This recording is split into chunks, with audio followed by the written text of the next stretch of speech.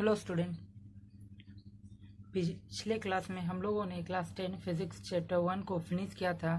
आज हम लोग फिजिक्स के chapter 2 magnetic effect of electric current start करने वाले हैं। ओके बच्चों, तो इस चैप्टर के स्टार्टिंग में हमारा चैप्टर नेम है बच्चों magnetic effect of electric current. Okay, तो जैसा कि हम लोगों ने पीछे आप लोग और हम दोनों ने जो मिलकर पिछले चैप्टर में पढ़ा था बच्चों कि जो हमारा इलेक्ट्रिक करंट है वो हीट प्रोड्यूस करता है, उसी तरीके से इस चैप्टर में हम लोग पढ़ेंगे कि जो हमारा इलेक्ट्रिक करंट है वो मैग्नेटिक इफेक्ट भी प्रोड्यूस करता है।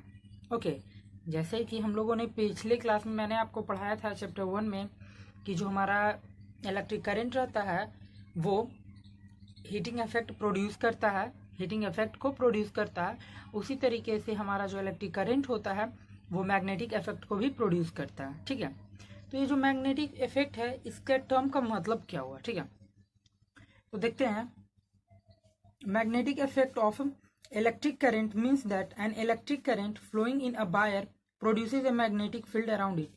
ये जो हमारा चैप्टर है बच्चे magnetic effect of electric current, इसका मतलब क्या हुआ कि अगर कोई एक इलेक्ट्रिक करंट किसी वायर के थ्रू अगर किसी वायर में इलेक्ट्रिक करंट फ्लो कर रहा है, अगर किसी वायर में इलेक्ट्रिक करंट फ्लो कर रहा है तो उसके चारों तरफ मैग्नेटिक फील्ड होगा। ठीक है, इसका मतलब हुआ, हमारे चैप्टर का मतलब हुआ। ठीक है, ओके बच्चों, या फिर हम अदर वर्ड में बोल सकते हैं कि जो इलेक्ट्रिक करंट है वो मैग्नेटिज्म को प्रोड्यूस कर रहा है। जो हमारा इलेक्ट्रिक करंट है वो मैग्नेटिज्म को प्रोड्यूस कर रहा है। इसके लिए हम एक छोटा सा एग्जांपल ले सकते हैं।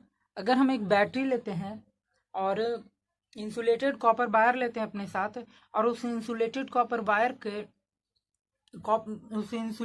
वायर को हम एक नेल काटी में अगर लपेट देते हैं बच्चों, गोल गोल की तरह अगर उसे लपेट देते हैं उसमें, और जो उसका वायर का एंड रहेगा अगर हम उसे अगर उसे हम करंट देते हैं, यानी कि अगर हम उसे बैटरी से कनेक्ट करते हैं बच्चों, अगर हम उसे बैटरी से कनेक्ट करेंगे और हम अगर उस नेल के पास छोटे छोटे नेल या फिर छोटे छोटे आयरन्स के टुकड़े, टिनी पार्टिकल्स ऑफ आयरन अगर रखेंगे तो वो उन्हें अट्रैक्ट करता है।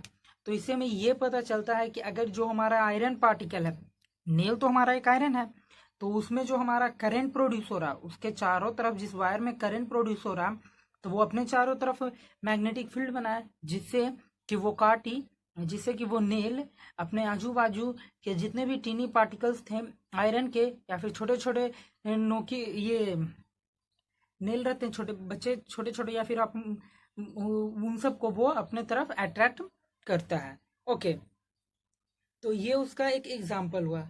ठीक है बच्चों, जो हमारा मैग्नेट रहता है वो एक ऐसा ऑब्जेक्ट है जो कि आयरन के टुकड़े या फिर स्टील, निकेल और कोबाल्ट, इन सब के टुकड़ों को वो अपने तरफ अट्रैक्ट करता है। ठीक है ना, तो मैं ये आपको लिख के देता हूँ कि जो हमारा मैग्नेट है ये अपने तरफ अट्रैक्ट किन किन के टुकड़ों को करेगा, आयरन के, स्टील के, निकेल एंड कोबाल्ट।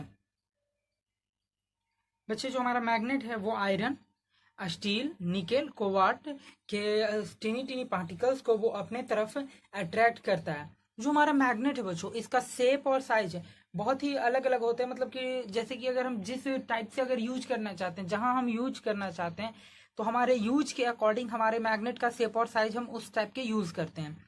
तो जो एक कॉमनली मैग्नेट बार है, जिसका कॉमन मैग्नेट बार है जो हर जगह यूज आता है, वो है एक बार मैग्नेट। ओके, वो है bar magnet. Okay, bar magnet होता कैसा है बच्चों, तो वो एक लॉन्ग रेक्टेंगुलर टाइप का होता है। ठीक है ना, रेक्टेंगुलर के शेप में हमारा बार मैग्नेट होता है। ओके बच्चों, तो मैं आपको उसका डायग्राम शो कर देता हूं कि बार मैग्नेट कुछ इस टाइप से होगा।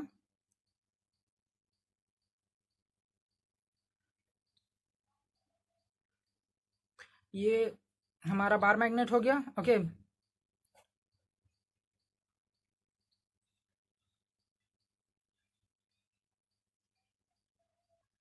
बच्चे, हम लोग बार मैग्नेट का इस्तेमाल अपने स्कूल के प्रैक्टिकल, ये हमारे जो साइंस लेबोरेटरी होते हैं वो स्कूल कॉलेज या फिर आपको कहीं भी अगर साइंस लेबोरेटरी है तो उसमें प्रैक्टिकल को करने के लिए हम बार मैग्नेट का इस्तेमाल करते हैं। और बच्चे, बार मैग्नेट भी हमारा iron, steel, nickel and cobalt, इन सब के टुकड़े को अपने तरफ अट्रैक्ट कर सकता है। ठीक है बच्चों।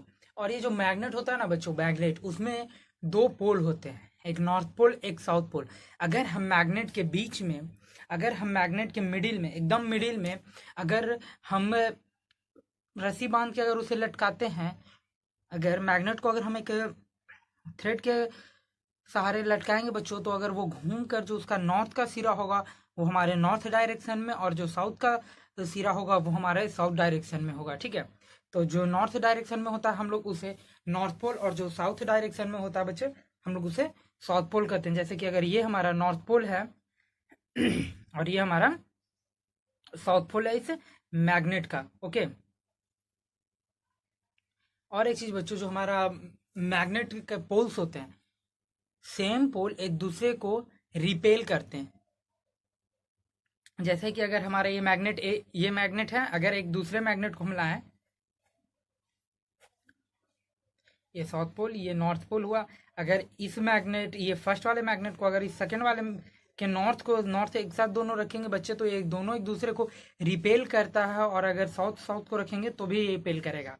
बट अगर हम इस नॉर्थ के साथ अगर सेकेंड मैग्नेट के साउथ पोल को अगर टच करवाएंगे तो ये एक दोनों को अट्रैक्ट करता है।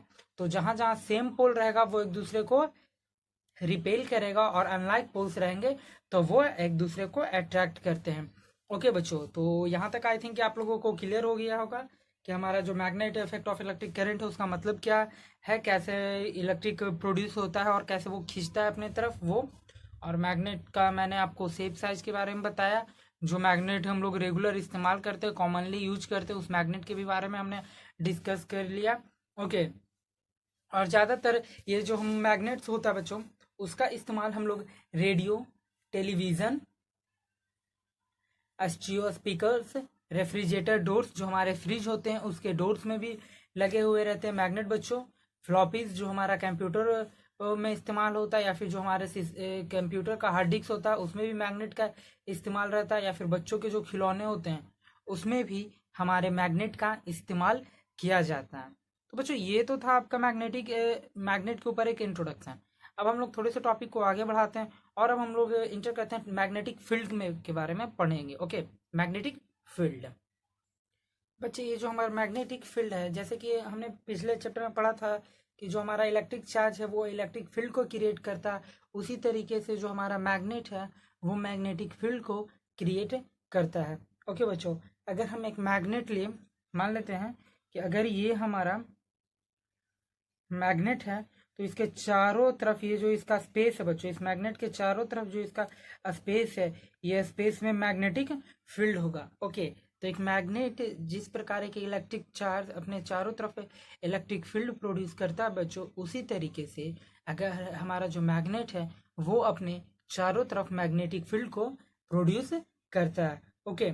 अगर हम मैग्नेट के पास अगर एक हम कॉम्पास रखते हैं, तो बच्चों जो उसका नीडल रहेगा डिफ्लेक्ट करेगा मैग्नेटिक फोर्स के कारण।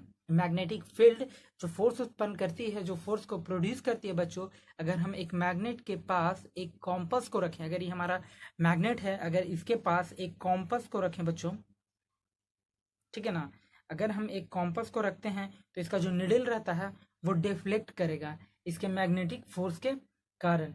ओके। और जो हमारा मैग्नेटिक फील्ड है बच्चों, उसके पास मैग्नीट्यूड के साथ साथ डायरेक्शन भी होती है। इसके साथ मैग्नीट्यूड एज वेल एज